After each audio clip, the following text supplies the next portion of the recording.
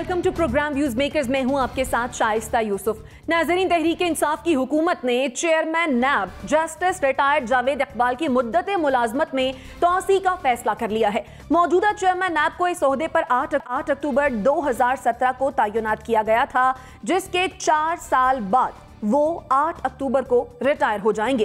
नैब के कानून के मुताबिक चेयरमैन की मुद्दत मुलाजमत में तौसी नहीं हो सकती, ताहम हुकूमत ने ऑर्डिनेंस लाने का फैसला किया है। हुकूमत की जानिब से यह रास्ता इसलिए इख्तियार किया गया है कि वजीर आजम इमरान खान ऑपोजिशन लीडर शहबाज शरीफ से नए नाम के लिए मुशावरत नहीं करना चाहते हैं। माजी में मुशावरत का अमल मुकम्मल ना करने पर हुकूमत के 2 चेयरमैन नैब अपने ओहदे खो चुके हैं। क्या तहरीक इंसाफ कानून में तरमीम से माजी की रवायत तब्दील करने में कामयाब रहेगी, या जावेद इकबाल का अंजाम भी दीदार हुसैन शाह और फसीरी जैसा होगा?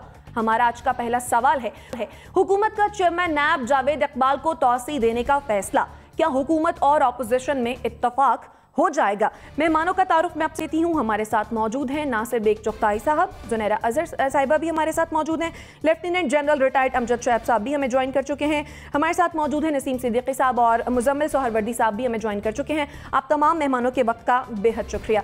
जनरल साहब, क्या लग रहा है, क्या मामला हल हो जाएगा? हुकूमत और अपोजिशन इत्तफाक कर लेंगे? बिस्मिल्लाहिर्रहमानिर्रहीम। देखिए, ये पहली बात तो ये कि एक्सटेंशन, क्योंकि कानून भी नहीं इसकी इजाज़त देता, और वैसे भी मेरा नहीं ख्याल कि जो आज चेयरमैन हैं अभी तक जस्टिस जावेद इकबाल, उनकी कोई बहुत अच्छी परफॉर्मेंस है। मेगा करप्शन केसेस दूसरी तरह पड़े हैं, तो मेरा ख्याल एक्सटेंशन देना तो कतन मुफीद साबित नहीं होगा। कोई बेहतर इंडिविजुअल चाहिए जो कि बामकसद किस्म का एहतसाब कर सके, और वो दोनों तरफ का कर सके, हुकूमत साइड का भी और ऑपोजिशन साइड का भी, या उसके अलावा भी जो भी बासर तबका है, सब कहीं भी हो, वो उनका एहतसाब होना चाहिए और उसके लिए एक मजबूत आदमी चाहिए।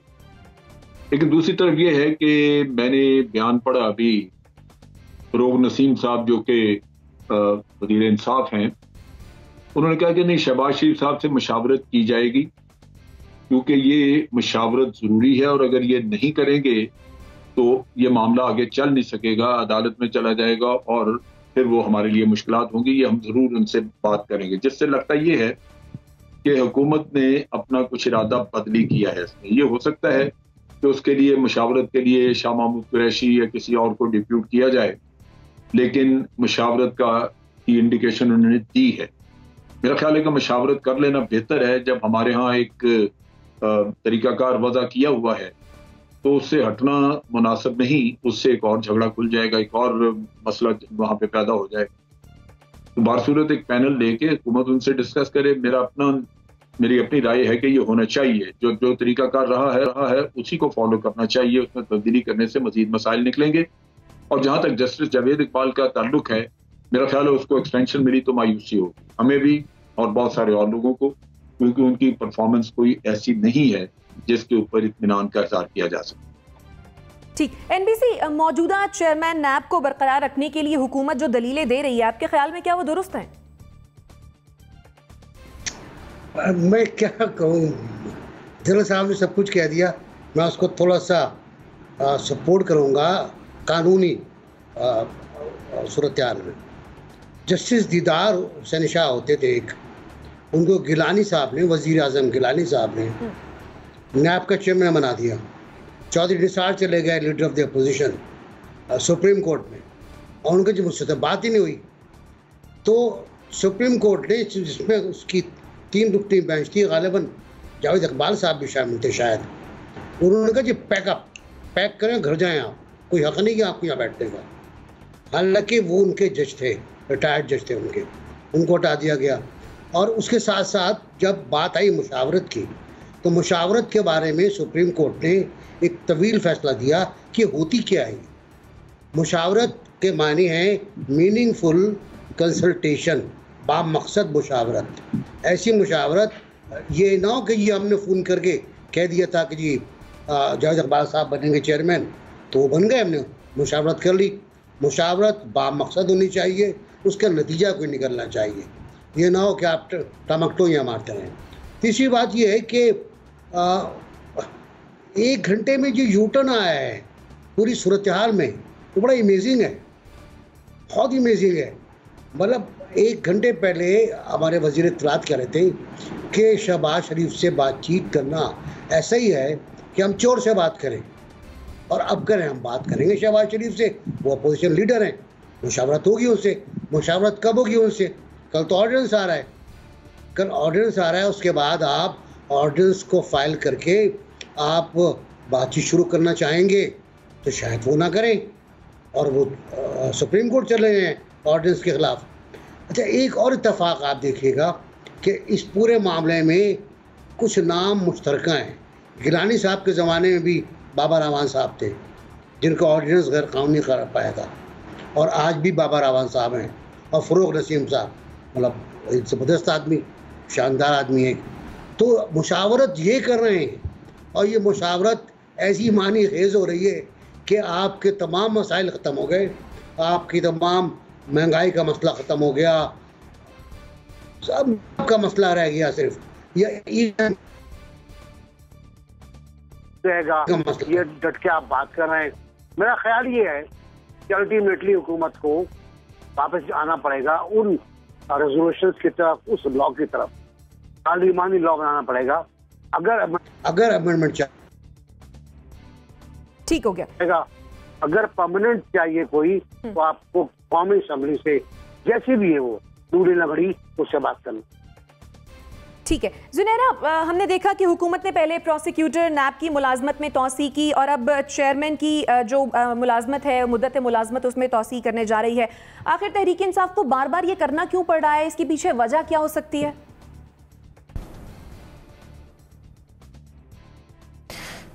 बहुत इनोसेंट क्वेश्चन है आपका। हम सबको पता है कि इसके पीछे वजह क्या हो सकती है। नैब का इदारा इंस्ट्रूमेंट ऑफ कोर्शन के लिए इस्तेमाल होता है एक्सक्यूज़ मी, और हर गवर्नमेंट करती रही है, ये कोई फ़र्स्ट टाइम नहीं है। जो चीज़ मुझे ज़्यादा ट्रिगर कर रही है वो ये है कि क्या बाकी मसाइल सारे हल हो गए हैं जो ये मामला इतना इम्पोर्टेंट हो गया है, और क्या एहतसाब हो जाने से एकदम से हमारा सर्कुलर डेट, हमारा और भी जो आगे हम डिस्कस करेंगे कि कहाँ से कहाँ हमारी इकॉनमी पहुँची भी है, वो सब ठीक हो जाएगा, लूटा हुआ पैसा फ़ौरन वापस आ जाएगा जैसे इमरान खान कहते थे?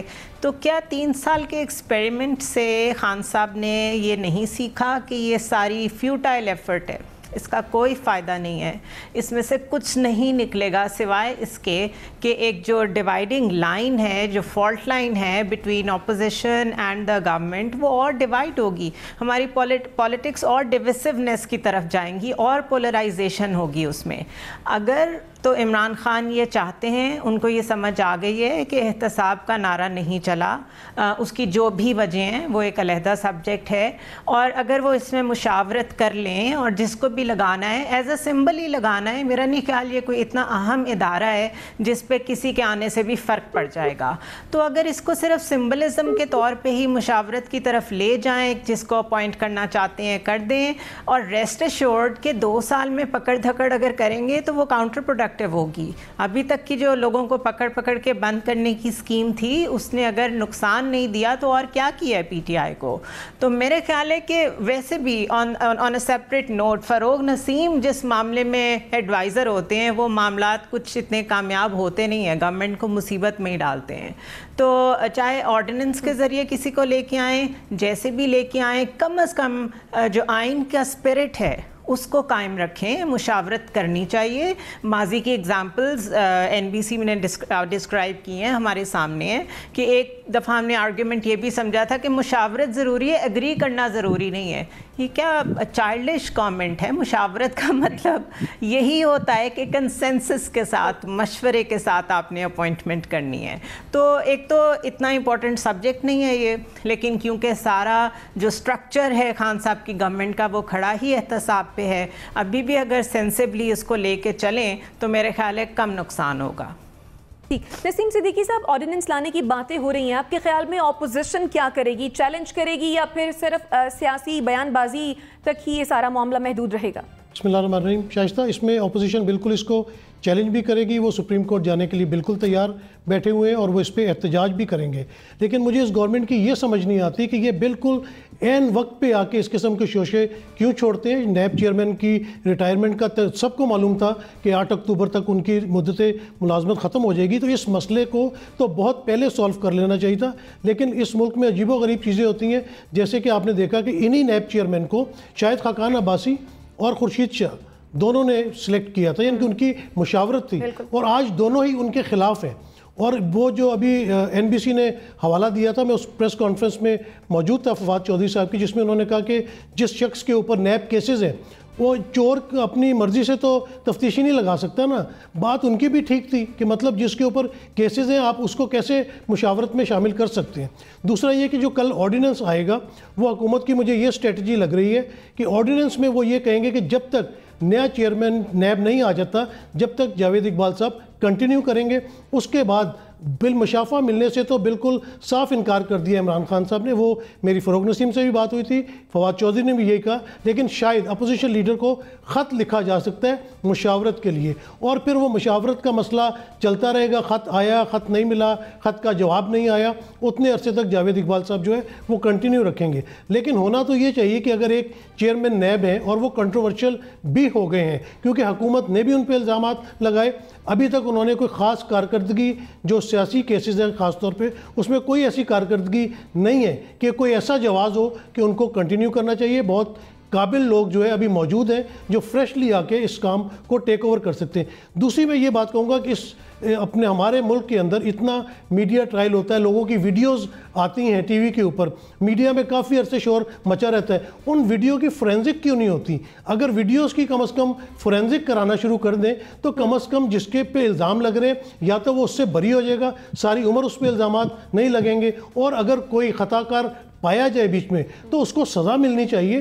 तो ये बहुत सारे ऐसे मसाइल हैं जो गौर तलब हैं, और चेयरमैन नैब का भी जो मसला है उसको बहुत पहले हल हो जाना चाहिए था। अब देखते हैं कि आने वाले दिक्कतों में ऊँट किस करवट बैठता है। ठीक, मुजम्मिल सहरवर्दी साहब, एक चीज़ अगर कानून में है उसके बावजूद वज़ीर आज़म इमरान खान अपोजिशन लीडर शहबाज शरीफ से बात करने के लिए, मुशावरत करने के लिए तैयार नहीं है, क्यों? नहीं, वो तो पहले 3 साल से ही ऐसे है। वो चीफ इलेक्शन कमिश्नर पे भी मुशावरत करने के लिए तैयार नहीं थे, फैटअप पे भी नहीं तैयार थे, और हमेशा ही इंटरवीन करना पड़ता है फोर्सेस को। इसके लिए हमने देखा उन्होंने इलेक्शन कमीशन के अरकान को भी एकतरफा तौर पर नामजद कर दिया था। यही फरोग नसीम साहब ने, फिर वो अदालत से हुआ, फिर उनका हलफ रुक गया, और फिर गवर्नमेंट को बहुत ही उस पर शर्मिंदगी उठानी पड़ी, और फिर चीफ इलेक्शन कमिश्नर की तैनाती भी कैसे हुई, ये हमने देखा सारा मामला। इसलिए हुकूमत में देखा ये गवर्नमेंट एक वन पार्टी रूल की तरफ जाना चाहती है, और इनके ख्याल में कि बाकी सबको सियासत छोड़ देनी चाहिए और ख़त्म कर देना चाहिए, और सिर्फ सियासत करना तहरीक इंसाफ का हक होना चाहिए। तो ऐसे तो नहीं है, जो लीडर ऑफ द ऑपोजिशन बना है वो कोई अवाम के वोटों से बना है, पर उसकी पार्टी जीती है सीटें ज्यादा, उस पार्टी ने उसे नामजद किया है, जैसे कि इमरान खान साहब को नामजद किया है। वैसे तो जब इमरान खान वजीर आजम बने थे तो उन पर भी हेलीकॉप्टर का केस मौजूद था। नैब में वजारत उस्मा से इलेक्शन जीतने के बाद वो नैब पेशावर के दफ्तर में अपना बयान रिकॉर्ड कराने गए थे, तब तो किसी ने नहीं कहा कि जिसके ऊपर नैब की एक इंक्वायरी मौजूद है वो मुल्क का वजीर आजम कैसे बन सकता है। हालांकि ये इमरान खान साहब की थ्योरी थी कि जिसके ऊपर इल्जाम हो उसको ओहदा छोड़ देना चाहिए, लेकिन वो नैब पेशावर में परवेज खट्टर साहब के साथ बयान रिकॉर्ड कराया और फिर उसके बाद वजारत उस्मा का उन्होंने हलफ ले लिया था। तो इसलिए मैं समझता हूँ कि हुकूमत वन पार्टी रूल की तरफ जाना चाहती है, और उसमें वो समझते हैं कि उनके अलावा किसी को पाकिस्तान में ना सियासत करने का और ना ही अवाम की नुमाइंदगी करने का कोई हक है। नैब एक टूल है, पॉलिटिकल इंजीनियरिंग है, एक कमजोर हुकूमत। देखे ना, पिछले दिनों इमरान खान साहब ने अपनी पार्लिमानी पार्टी का इजलास बुलाया और उसी में से जो एक नया ग्रुप परवेज खट्टर साहब का को 22 महीने निकल आए। कानून साजी ये कर नहीं सकते क्योंकि इनके अपने वोट पूरे नहीं है। अगर इनके अपने वोट पूरे हो तो ऑर्डिनेंस की जरूरत नहीं, सादा अक्सरियत से कानून साजी कर लें। वो जो कानून साजी करेंगे उसको सब मानेंगे, हुकूमत का इख्तियार है कानून साजी करने का, वो कानून बनाए। लेकिन ऑर्डिनेंस की फैक्ट्री चलाने का मतलब यह है कि आप कानून बनाने की पोजीशन में भी नहीं है, आपके पास सादा अक्सरियत भी नहीं है, और आप चीजों को बुलडोज करना चाहते हैं। तो जो बुलडोज करने की रवायत है वो शायद किसी को भी काबिल कबूल ना हो। चीजों को आप कानून बना देंगे जी लीडर ऑफ द ऑपोजिशन से कोई मुशावरत मुशावरत नहीं होगी, इसके लिए जरूरत नहीं होगी। जैसे बाकी इदारों के सरबराह काबीना लगाती है, नैब पर भी लगाया करेगी। वो कानून बना दे, वो चलेगा, ठीक है। जब जो भी हुकूमत आएगी वो बना लेगी, वो लगा लेगी। अगर आपने लगाना है तो आप कानून बदल दें, लेकिन अगर आप कानून बदलने की सलाहियत भी नहीं रखते और ऑर्डिनेंस से इसको चलाना चाहते हैं, वो मेरा ख्याल है ठीक नहीं है। ठीक है, ठीक है, ऑर्डिनेंस के जरिए चलाना चाहते हैं, ये आपके नज़दीक ठीक नहीं है। जुनैरा, आप कुछ ऐड करना चाह रही हैं? ये भी कहिएगा कि अगर तो ऑर्डिनेंस बन जाता है तो फिर क्या इस मामले पर डेडलॉक बनेगा? ऑफ कोर्स डेडलॉक तो बढ़ेगा, बट उससे ज़्यादा मेरे जहन में जब नसीम साहब बात कर रहे थे कि फवाद चौधरी ने कहा है कि ये तो वैसे ही है कि आप चोर से जाके कंसल्टेशन करें, जो खुद इन्वॉल्व है, जिसके ऊपर केसेस हैं, उससे आप कंसल्टेशन करें, तो मेरे ख्याल है ये एक अलहदा एक इस तरह की डिवाइसिव लाइन है जिसने बहुत नुकसान पहुँचाया है हमें। चाहे वो वीडियोज़ का मामला हो, चाहे किसी को रिपीटेडली TV पे बैठ के चोर कहने का मामला हो, जब तक अदालत किसी को चोर डिक्लेयर नहीं करती, किसी का कोई राइट नहीं है वो उसको चोर कहे, डाकू कहे या जो मर्जी हो वो कहे। दूसरा, ये जो ट्रेंड है ब्लैकमेलिंग का, ये वीडियोस आना, अगर वीडियोस आ भी जाएं, उनका फोरेंसिक हो भी जाए, तो क्या हमारा सिस्टम अब मॉरल पुलिसिंग पे चलेगा? क्या हम इस तरह लोगों को पिक करके साइड में करना शुरू हो गए हैं कि अगर किसी के साथ लॉजिक से बात नहीं आप कर पा रहे हैं, लॉजिक नहीं है उसके पास, तो फिर आप आवाज़ ऊंची कर लें या फिर उसके लिए कोई नाजेबा वीडियोस की बना लें। इसी तरह शहबाज शरीफ जो भी हैं, वो उनके साथ बात करनी पड़ेगी आपको। आप उनको चोर कह के साइडलाइन नहीं कर सकते। तो ये जो एटीट्यूड है कि हर चीज़ इमरान खान क्योंकि टॉप मैन बात नहीं करना चाहता इसलिए ऐसा हो रहा है, तो ये this is one man rule, one party rule नहीं है, this is one man rule. And how is this different from Nawaz Sharif and Asif Ali Zardari?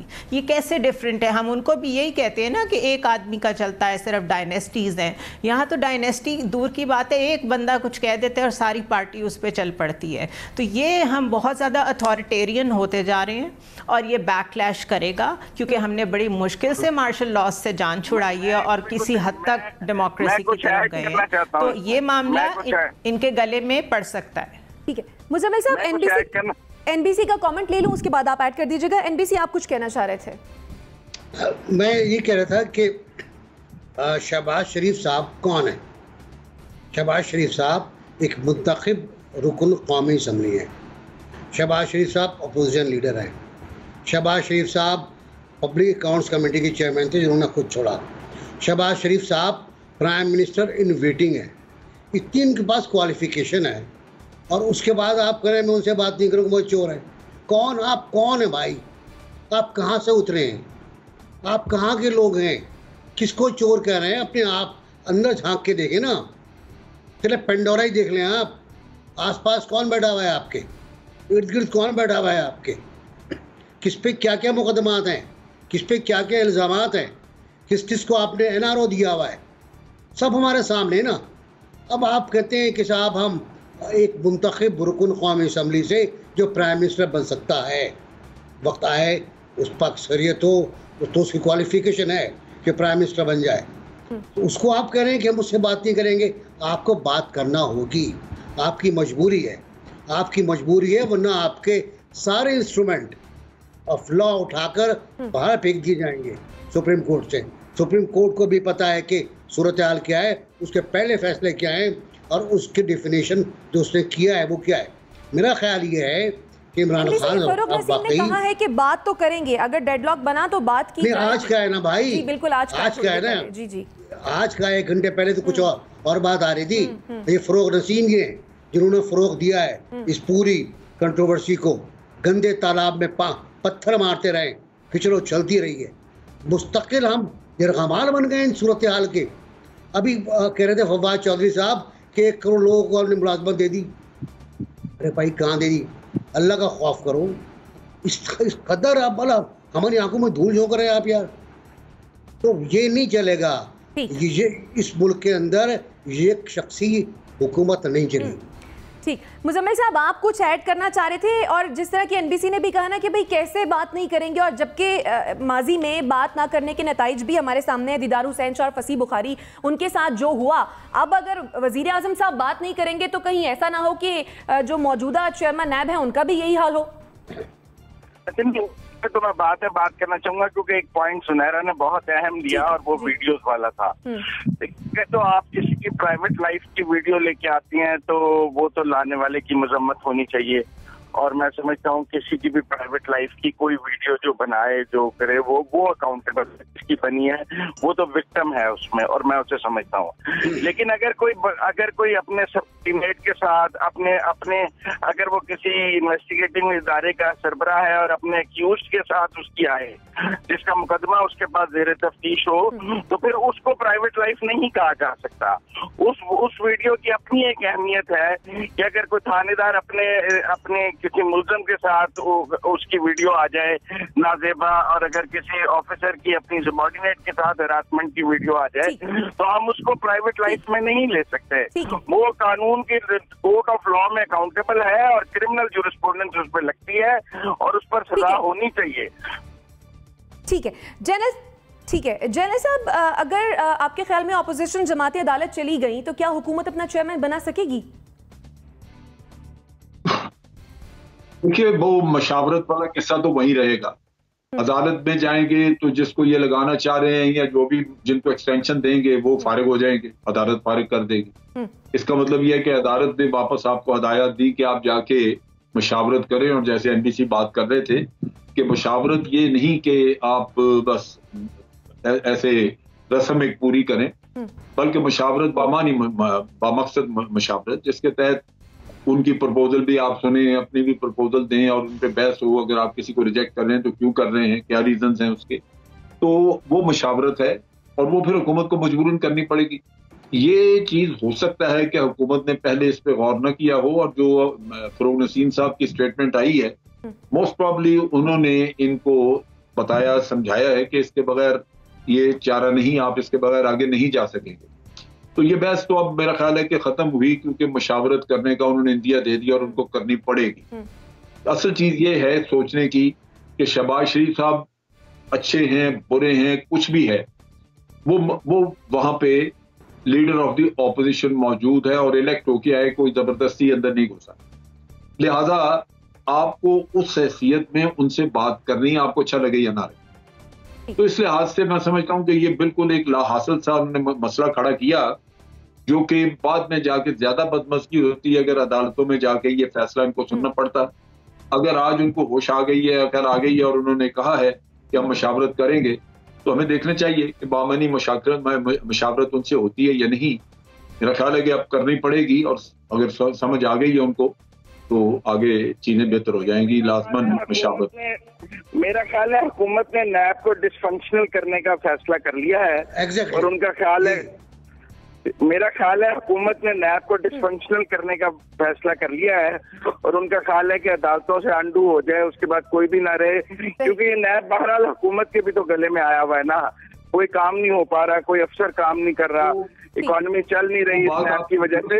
तो ये एक अच्छा ट्रैप है गवर्नमेंट की जानिब से कि एक ऐसा नैरेटिव ले लें कि हम कहेंगे हम लीडर ऑफ द ऑपोजिशन से बात नहीं करते, और नतीजतन डिसफंक्शनल हो जाए, कोर्ट खिलाफ फैसला दे दें और बंद हो जाए नैब। ये नैब को बंद करने का भी तो हुकूमत का बेहतरीन मंसूबा है।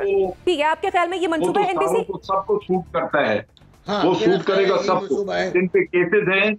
जिन पे केसेस हैं वो इन एनी केस 2 साल, अगले 2.25 साल गुजारना चाहते हैं इसी तरह, ताकि हुकूमत बदले और वो उनकी फरागत हो, तो लाजमन उनको भी सूट करेगा। ये तो कोई ऐसी इसमें बात नहीं, सिर्फ हुकूमत को नहीं दूसरों को भी सूट करे। ठीक है, यानी सब जिनके खिलाफ केसेस हैं वो तो चलते रहेंगे, जो नए बनने हैं वो रुक जाएंगे। चलेंगे। देखिए मेरी बात सुनिए, इस दौर में काम रुक जाएगा।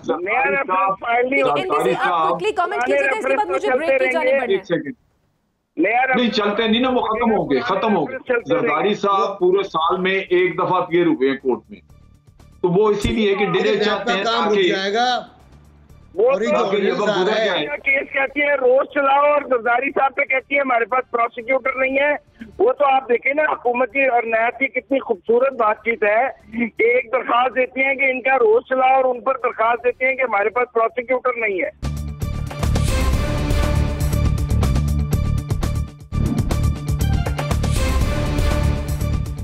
Welcome back after the break. मुल्क का बढ़ता तिजारती खसारा रुकने का नाम नहीं ले रहा है। रवा माली साल की पहली सहमाही में बरामदात से 3 गुना ज्यादा दरामदात के बायस तिजारती खसारा 100% ज्यादा बढ़ गया है। इदारे शुमारियात के मुताबिक जुलाई से सितंबर के दौरान तिजारती खसारा 11 अरब 66 करोड़ 40 लाख डॉलर तक पहुंच गया है, जो गुज़श्ता साल इसी अरसे के दौरान 5 अरब 81 करोड़ डॉलर था। मुसलसल 3 माह से ये बढ़ता हुआ रुझान दरामदी बिल 2022 में करंट अकाउंट को 10 अरब डॉलर तक ले जा सकता है।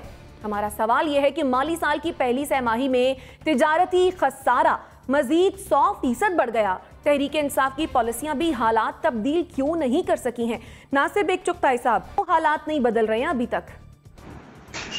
देखिए, इन्होंने हालात बदलने पर तवज्जो नहीं दी। पूरी तवज्जो इनकी रही अपोजिशन को पकड़ने की, उनके पंखे उतारने की, एसी उतारने की कोठरियों से। याद है ना आपको, यहाँ से बात शुरू हुई थी और अब तक वही मेंटेलिटी है, वो उसी के कैदी हैं ये कि जी छोड़ूंगा नहीं, मारूंगा, उनको रुलाऊंगा मैं। इन्होंने बुनियादी तौर पर जो वज़राए ख़जाना रखे, वज़राए तिजारत रखे, उनमें जो म्यूज़िकल चेयर होता रहा, एक वो ख़तरनाक था हमारे लिए। एक पॉलिसी आई, दूसरी पॉलिसी आई, फिर उसने उसको तब्दील किया, तीसरी पॉलिसी को चौथे ने तब्दील किया, चौथे की पॉलिसी तब्दील करने के इंतज़ार में कोई और बैठा हुआ है। तो ये पॉलिसी तब्दील होती गई। एक वक्त था कि आपके यहाँ दरामदात बंद थी और आप बहुत छलांगे मार रहे थे कि हमारा करंट अकाउंट डेफिसिट प्लस में चला, करंट अकाउंट प्लस में चला गया है, डेफिसिट ख़त्म हो गया है, हमारे पास पैसे ही पैसा है, तो हमारी किटी भर चुकी है। लेकिन सूरत हाल ये थी कि आपने एसेंशियल अशिया की इंपोर्ट भी रोक दी थी, जिसकी वजह से आपकी इंडस्ट्री बैठी। आपकी इंडस्ट्री कोरोना से ज़्यादा उससे मुतासर हुई कि आपने इंपोर्ट को रोका, और वो इंपोर्ट रोकी आपने जो आपकी लाइफ लाइन थी, उनमें दवाएँ भी शामिल थी। उसके साथ साथ आपकी जो इक़्तिसादी पॉलिसियाँ हैं वो स्टेबल नहीं रही, वो कभी स्टेबल नहीं रही। कभी कुछ किया आपने, कभी कुछ किया, कभी IMF के पास गए, कभी उसकी शराइत को माना, कभी उससे आपका डेडलॉक हो गया, उससे खासा ख़तरा हुआ। फिर आपका बैड गवर्नेंस आपकी क्या है? बैड गवर्नेंस ये है कि मुझे 3 महीने बाद किसी चीज़ की ज़रूरत है और मैं उसका ऑर्डर आज ना दूँ बल्कि 1 हफ्ते पहले दूँ, तो मुझे महंगा मिलेगा। LNG के साथ, RLNG के साथ, LPG के साथ, ये जो कार्गो हैं इनके, यही हुआ कि आपने 1 हफ्ते पहले टेंडर दिए, वो $60 के बजाय आपको $14 के मिले, क्योंकि ब्लैक में बिक रहे थे। वो बैड गवर्नेंस थी। तो ओवरऑल जो पूरा का पूरा 3 साल का नक्शा गुजरा है हमारा सियासी, समाजी, इक़्तिसादी, वो बहुत नेगेटिव रहा है। हमारी पॉलिसियाँ सही नहीं रही। अब हम सब्सिडी दे रहे हैं, पहले हम सब्सिडी नहीं दे रहे थे, हमने मना कर दिया था कि जी हम इस तरह काम नहीं करते। तो अभी पता नहीं आने वाला 2 साल में क्या होगा, लेकिन मुझे लगता है ये है कि बिजली की कीमतें, गैस की कीमतें वगैरह वगैरह वगैरह ये और बढ़ेंगी, और जब ये बढ़ेंगी क्योंकि आपके कार्गो महंगे आ रहे हैं, तो फिर और सब्जी की कीमतें बढ़ेंगी, गुजारा मुश्किल हो जाएगा। ज़ुनैरा, तिजारती खसारा जो बढ़ा है, इसकी एक रीज़न ये भी दी गई वजारत ख़जाना की जानिब से कि अगस्त और सितंबर में क्योंकि वैक्सीन दरामद की रकम खर्च हुई, इसीलिए तिजारती खसारा जो है वो ज़्यादा बढ़ा। क्या ये लॉजिक जो है वो काबिल कबूल है?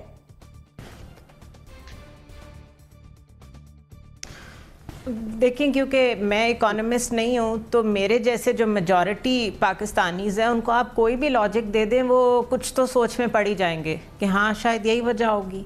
बट बात यह है कि किसी एक चीज़ को ले लें, पेट्रोल प्राइसेस, इलेक्ट्रिसिटी का टैरिफ, उसके बाद price control mechanism, generally inflation को देख लें आप, सर्कुलर डेट को देख लें आप, इंपोर्ट्स इतनी ज़्यादा बढ़ जानी, एक्सपोर्ट्स तो बढ़ जानी चाहिए थी। अगर आपका पैसा डीवैल्यू हो गया तो एक्सपोर्ट्स तो बढ़ जानी चाहिए थी। बकौल आपके रेमिटेंसेस आर स्काई रॉकेटिंग, तो भी बहुत फ़र्क पड़ना चाहिए था।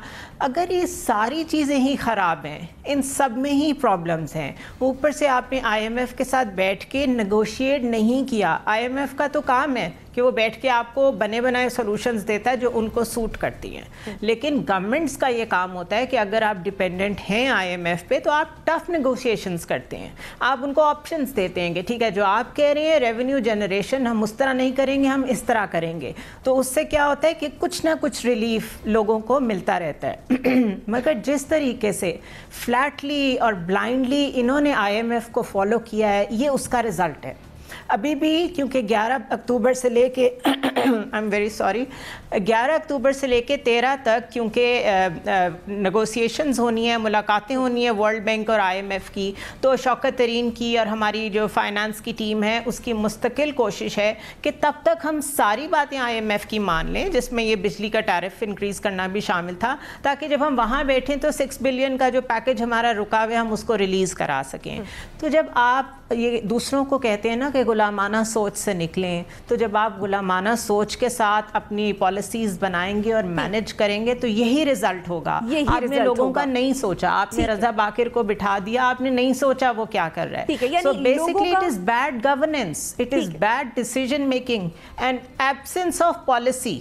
कंसिस्टेंट पॉलिसी कोई नहीं है। ठीक है, पॉलिसी नहीं है कोई। मुजम्मिल सोहरवर्दी साहब, हुकूमती वज़रा जब आदादो शुमार बताते हैं तो लगता है कि सब अच्छा है, आपके ख्याल में क्या वाकई सब अच्छा है? 1 करोड़ नौकरियां हुई। मैं समझता हूँ कि इमरान खान साहब को हुकूमत चलाने का और इकॉनमी का कुछ पता नहीं था और उनकी विशफुल थिंकिंग्स थी और वो अपने जहन में उनके ख्वाब थे, जिन ख्वाबों को वो हकीकत का रूप धारना चाहते थे, जिन ख्वाबों को वो अपने सियासी जलसों में बयान करते थे कि अगर डॉलर 1 रुपये बढ़ जाए तो वज़ीर आज़म चोर है। उन्हें कुछ पता नहीं था कि डॉलर ऊपर कैसे जाता है, नीचे कैसे जाता है। नतीजतन वज़ीर आज़म बनने के चंद दिन बाद उन्होंने कहा मुझे तो टीवी से पता लगा डॉलर ऊपर चला गया है, और वो वज़ीर आज़म थे, उन्हें कख पता नहीं था। इसी तरह वो ट्रेड डेफिसिट पे और इस पे उन्होंने इतनी सियासत की, ये सब चोरी है, इसकी वजह से पाकिस्तान डूब गया है, इतने की हमारी एक्सपोर्ट्स थी, इतने की इंपोर्ट्स थी। कुछ पता नहीं था वज़ीर आज़म को कि ये ट्रेड डेफिसिट होता क्या है, मुल्क की ज़रूरत क्या है, इकॉनमी चलती कैसे है, इसको सस्टेन कैसे रखना है। लिहाजा एक दिन हुक्म आया सब बंद कर दो। वो जैसे बादशाह शहर की सैर को निकला तो बहुत जगह पानी खड़ा था, उसने वज़ीरों से पूछा कि शहर में पानी क्यों खड़ा है। अब बजाय इसके कि वो ये बताते कि सीवरेज ख़राब है, उन्होंने कहा लोग पानी बहुत ज़ाया करते हैं। नतीजतन बादशाह ने पूरे शहर का पानी बंद कर दिया। यही हाल हमारी मईशत के साथ हुआ कि पूरे पाकिस्तान का पानी बंद कर दिया इन्होंने। इसी तरह वो जो डार साहब को गालियां देते थे ट्रेड डेफिसिट पे, पेट्रोल प्राइसेस पे, गैस प्राइसेस पे, बिजली चोरी पे, वो कहते थे कि हुक्मरान बिजली चोरी करते हैं। भाई आज तो वो हुक्मरान नहीं है जो बिजली चोरी करते हैं। फिर आज बिजली महंगी क्यों हो रही है, आज सर्कुलर डेट क्यों बढ़ रहा है। वो कहते थे मैं तो बिल देता हूँ बिजली का, हम सब जो यहाँ बैठे हैं बिल दे रहे होंगे, 1 महीना ना दें तो वो काट जाते हैं। कौन नहीं दे रहा, वो कहते थे कि जो नहीं देगा हम उसके साथ निपटेंगे, निपट सके। इसलिए मैं समझता हूँ कि हमें प्राइम मिनिस्टर इमरान खान को कुछ ग्रेस मार्क्स देने होंगे। ठीक है, आपके ख्याल में प्राइम मिनिस्टर इमरान खान को ग्रेस मार्क्स देने होंगे? जनरल साहब, तिजारती खसारा बढ़ेगा तो यकीनन हुकूमत पर बोझ पड़ेगा, और हुकूमत पर बोझ पड़ेगा तो फिर महंगाई तो बढ़ेगी। पर कर रहे हैं, आम आदमी क्या करे? जो जुल्म उन्होंने किया है वो हमें बर्दाश्त करना होगा। ठीक है, मुजम्मिल साहब आपका कमेंट आ गया, जनरल साहब कहिएगा। देखिए, बात यह है कि जब तजारती खसारा कम हुआ था उस वक्त पेट्रोल की कीमतें बहुत कम हुई और ख़ास तौर पे कोरोना के आने के बाद इस्तेमाल नहीं हो रहा था। आपको हाई सीज में शिप मिल रहे थे जो आधी कीमत पे लोग दे रहे थे, जान छुड़ा रहे थे उससे, जो कि लेने वाला कोई नहीं था। ट्रांसपोर्ट बंद हो गया। FATF के रूल्स रेगुलेशन वगैरह आपने जब इम्प्रूव करने शुरू किए उनकी कंप्लायंस के लिए, तो आपको बाहर से जो हुंडी के जरिए पैसा जाता था वो आपको बैंकों के जरिए आना शुरू हो गया। आपकी रेमिटेंसेस बहुत बढ़ गई। अब ये वो चीजें हैं दो जो कि जिन फैक्टर्स की वजह से आपको इकोनॉमी में एक तरफ तो अपने ज़र मुबादला के ज़खायर बढ़ते नजर आए और दूसरी तरफ आपके इंपोर्ट बिल कम होना शुरू हुआ। कुछ आपने वैसे इंपोर्ट्स अपनी कुछ पीरियड में कम की। इसका हरगिज ये मतलब नहीं था कि इकोनॉमी में जान आ गई है, इकोनॉमी बड़ी ठीक हो गई है, लिहाजा अब ये जो आप सिचुएशन आज देख रहे हैं वो आइंदा इसी तरह ही चलती रहेगी, वो नहीं था। अब हुआ ये है कि पेट्रोल की कीमतें बेतहाशा ऊपर चले गई, गैस की कीमतें ऊपर चले गई, इकोनॉमी में जान नहीं, वो वहीं बैठ गई। आपका जो तजारती खसारा आपने देखा कहीं का कहीं चला गया। होना ये चाहिए था कि इस पीरियड में आप अपनी एक्सपोर्ट रेंज हमारा बढ़ना चाहिए, जो नहीं है। हमारी टेक्सटाइल में पूरी दुनिया से कंपटीशन है, बांग्लादेश है, श्रीलंका है, भारत है, टेक्सटाइल एक्सपोर्ट कर रहे हैं, वियतनाम कर रहा है, उधर वो साउथ कोरिया कर रहे हैं, बेशुमार मुल्क हैं जो इसमें, टर्की लगा हुआ है। लेकिन हम उसी पे सिर्फ रिलाई कर रहे हैं, जबकि वो बड़ा एक लिमिटेड रेंज है। उस कंपटीशन में हम वो कुछ नहीं कर सकते कि हमारी सारी इकोनॉमी जो है वो बेहतर हो जाए। नतीजा ये कि अभी जो इकोनॉमिक जोन बन रहे थे उसमें यही रोना था कि जनाब यहाँ पे वो इंडस्ट्रीज लगाएं जो एक्सपोर्ट आपकी बढ़ा सके। ठीक है, तो उस पर तवज्जो नहीं है। नतीजा ये कि ये खसारा बढ़ेगा आपका आइंदा। ठीक है, यानी एक्सपोर्ट बढ़ाने की जरूरत थी जो कि नहीं हुआ। नसीम सिद्दीकी साहब, क्यों तहरीक इंसाफ की जो पॉलिसियां हैं वो बेहतरी नहीं ला पा रही? क्विकली कमेंट कीजिएगा, उसके बाद मुझे अगले सेगमेंट की जाने भी बढ़ना है। शाइस्ता, देखें, जब अपोजिशन लीडर हुआ करते थे इमरान खान, तो जब वो हमें अपनी तकरीरों में बताते थे कि इस वजह से प्राइम मिनिस्टर चोर होता है तो उसकी वजह से बिजली का बिल बढ़ता है, उसकी वजह से डॉलर की प्राइस बढ़ती है, और हम बड़े गौर से सुनते थे और हम ये समझते थे कि शायद मुस्लिम लीग और पीपल्स पार्टी की जो गवर्नमेंट रही है या उनके जो वज़ीर आज़म थे वो चोर थे। लेकिन आज 3 साल बाद ये बात समझ नहीं आई कि जो हमारे प्राइम मिनिस्टर हैं वो हैंडसम भी हैं, वो ईमानदार भी हैं। फिर पेट्रोल की प्राइस क्यों बढ़ रही है, फिर डॉलर की प्राइस इतनी क्यों बढ़ गई है? हम रेमिटेंसेस में बहुत ज़्यादा खुश होते हैं। पहले अगर कोई $1 बरतानिया से या यूरोप से भेजता था तो उसके हम 100 रुपये अदा करते थे, आज हम उसके 170 रुपये अदा करते हैं। इस तरह तजारती खसारे बढ़ रहे हैं। दूसरी बात यह है कि इमरान खान साहब कहते थे कि मेरे पास बहुत ज़बरदस्त टीम है। उनके टीम लीडर, जो मुआशी टीम लीडर थे, वो असद उमर साहब थे, जो कि शुरू में ही रिटायर्ड हो गए। उसके बाद उनको जो है वो पीपल्स पार्टी दौर के या मुस्लिम लीग नून के दौर के अपने वज़ीर ख़जाना वगैरह लेने पड़े। मतलब एक ये गवर्नेंस की प्रॉब्लम है सबसे बड़ी। उनको समझ नहीं आ रही कि वो शुरू कहाँ से करें और ख़त्म कहाँ से करें। कहीं ना कहीं लग रहा है कि पॉलिसी का फुकदान है। नाजरीन, एक बड़ा ही इंपॉर्टेंट टॉपिक, फेसबुक और इंस्टाग्राम सर्विसेज कल जो है वो 6 घंटे मुअत्तल रही। इन सर्विसेज के बगैर अब दुनिया कैसी लगेगी, हमारे तमाम एनालिस्ट से जान लेते हैं। सबके पास 30 सेकंड्स हैं। जुनैरा, सोशल मीडिया सर्विसेज बंद होने पर कहीं ये तो नहीं लगा कि पत्थर के ज़माने में चले गए? बिल्कुल भी नहीं, बहुत सुकून था।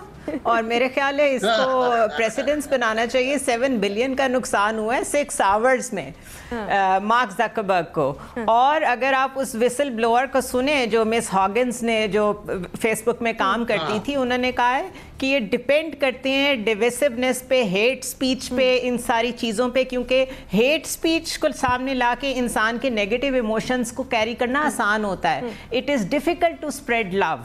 तो इसलिए वो जिस तरीके से सोसाइटीज़ को डिवाइड कर रहे हैं और जो कुछ कर रहे हैं, दैट इज़ वेरी अलार्मिंग। और इस पे सेनेट कमेटी में US में हेयरिंग भी होने जा रही है जिसमें वो टेस्टिफाई करेंगी। ठीक, NBC, इन सर्विसेज के बगैर दुनिया वैसे कैसी लगती है? कल आपको पता चला होगा। हाँ, लेकिन मेरा ट्विटर चल रहा था और ट्विटर पे जो मैं मीम्स देख रहा था वो बड़े मजे के मीम थे कि 3 कब्रें हैं, उस पर ट्विटर खड़ा हुआ फातिहा पढ़ रहा है। बड़े मजे का था और बहुत ज़ोरदार था। लेकिन ये कि वाकई अगर ये चारों चीज़ें बंद हो जाएं तो हम एक दूसरे के रह जाएं। हमारे राब्ते, मज़ाक़ खेज़ बयानात आते हैं मुख्तलिफ लोगों के, वो पढ़ के हमें हंसी ना आए। हमारे शायद कम्युनिकेशन ही नहीं, हमारे क़हक़हे भी रुक जाएं। ठीक, अच्छा जैना साहब, कहीं थोड़ी देर बाद फ़ोन उठाकर तो नहीं देखा कि सर्विसेज बहाल हुई हैं या नहीं हुई? नहीं, वो तो कुछ थोड़े वक्फे का बाद नहीं, तकरीबन घंटे बाद जरूर चेक किया। लेकिन 2 चीजें हैं। एक तो मुझे इत्मीनान था कि जिनका ये सर्विसेज हैं, ये उनकी कमर टूट रही है, थोड़ा वक्त जैसे गुजर रहा है, वो बर्बाद हो रहे हैं, उनका नुकसान हो रहा है, लिहाजा मुझसे ज्यादा वो परेशान हो गए कि इसको जल्दी बहाल किया जाए। तो मैं मुतमईन था कि भाई ये करेंगे जल्दी, जितना जल्दी हो सकेगा ये करेंगे। दूसरा ये है कि मैंने जब देखा कि 5-6 घंटे इसके बगैर गुजरे हैं तो महसूस किया कि ज़हन को काफी रेस्ट भी मिला है, सुकून भी आया है, आंखें भी ठंडी हुई हैं, जिनको हमारे वक्त टेलीफोनों पे लगा के गर्म करते रहते हैं। वो घर में पहले ही शोर रहता, हर कोई कहता रहता है हमारे को टिक टिक करते रहते, और वो टिक टिक भी बंद हुई थोड़ी देर के लिए सबकी। तो बड़ा अच्छा हुआ। मेरा ख्याल है इनको कभी कभार महीने में 1-2 दफा ऐसा काम, ऐसा खेल कर देना चाहिए, लेना चाहिए। ठीक, एक बार कर लें, चले कुछ थोड़ा सा उससे सुकून मिल जाता है, थोड़ा रिलीफ मिलेगा। नसीम सिद्दीकी साहब, कल जब 6 घंटे सर्विसेज बंद रही तो मालूम हुआ घर के अफराद कितने हैं? बिल्कुल पता चला, सब लोगों ने साथ बैठ के खाना खाया। मैंने एक अजीब चीज़ देखी, कुछ बच्चों में तो इतनी हिजान अंगेजी थी कि जैसे अगर कोई नशा लेता है बंदा और उसको अगर टाइम पे नशा ना मिले तो वो जिस किस्म की हरकतें करती है, उस तरह के भी मैंने कुछ लोगों को करते देखा। दूसरा, मैं तो कल 10 बजे सो गया था। अच्छा। और कई लोगों से सुबह उठ के मैंने पूछा तो सब ने यही बताया कि यार रात को तो हम जल्दी सो गए थे। तो बिल्कुल लग रहा था कि पत्थर के दौर में आगे जब कोई काम करने लगो, फोन उठाओ, देखो चल नहीं रहा है, तो लग रहा था कि बड़ा अधूरा से कोई दिन गुजर रहा है और काफ़ी लोगों को परेशानी भी हुई। बिल्कुल एनबीसी ने सही कहा कि इंफॉर्मेशन का मोड भी जो है वो अब ये मीडिया बन गया हुआ है, सोशल मीडिया, तो उसकी वजह से काफ़ी प्रॉब्लम्स चलती रही। मुजम्मिल साहब, कल सर्विसेज जब बंद थी तो बेगम से गपशप लगाने का मौका तो आपको मिला ही होगा, नहीं? वो तो वैसे भी ना लगाएं तो आप घर में नहीं रह सकते हैं, वो तो लगानी पड़ती है चाहे ये सारी सर्विसेज चल भी रही हो। लेकिन मैं ये समझता हूँ कि कम्युनिकेशन जो है वो बहुत फास्ट हो गई है, हमारा आपस में राब्ता बहुत तेज़ हो गया है। पहले PTCL लाइन्स होती थी, उनके 10-10 साल बाद कनेक्शन मिलते थे, जिसके महल्ले में एक घर में होता था, फिर सबको मिले, फिर मोबाइल फ़ोन्स आए, फिर इंटरनेट आए, फिर ये प्लेटफॉर्म्स आए सोशल मीडिया के, जिन्होंने राब्तों को बहुत आसान कर दिया और नंबर और बाउंड्रीज बेमायनी हो गई। अब आप देखें ना, अब नसीम सिद्दीकी साहब लंदन भी हों तो इनका व्हाट्सएप तो यही चल रहा होता है, हम तो यही समझते हैं इस्लामाबाद में बैठे हैं। और ये जो बाउंड्रीज को इन्होंने ख़त्म किया नए प्लेटफॉर्म्स ने, वो बहुत बड़ी अचीवमेंट थी। मैं ये ठीक है कि ये बंद हुए, सुकून आया, लेकिन मैं समझता हूँ ये अब एसेंशियल पार्ट ऑफ लाइफ है। हम एक दूसरे की इत्तला के बगैर अब हम नहीं ये सोच सकते कि कोई हमसे दूर है या कोई कितनी देर के लिए उसका मोबाइल बंद है तो परेशानी होती है, जिंदगी का हिस्सा बन गए हैं। बाकी एक्सेसिव यूज हर चीज का खराब है और यहाँ भी ठीक हो जाएगा, ठीक हो गया, यहाँ पे भी ठीक हो जाएगा। नाज़रीन, वज़ीर आज़म साहब की सालगिरह है, उन्हें सालगिरह बहुत मुबारक हो, लेकिन इस मौके पर एक छोटी सी दरखास्त है कि वज़ीर आज़म साहब खुदारा महंगाई में पिसी आवाम का भी कुछ सोचिए। इसी के साथ मुझे और मेरे मेहमानों को दीजिए इजाजत। अल्लाह ने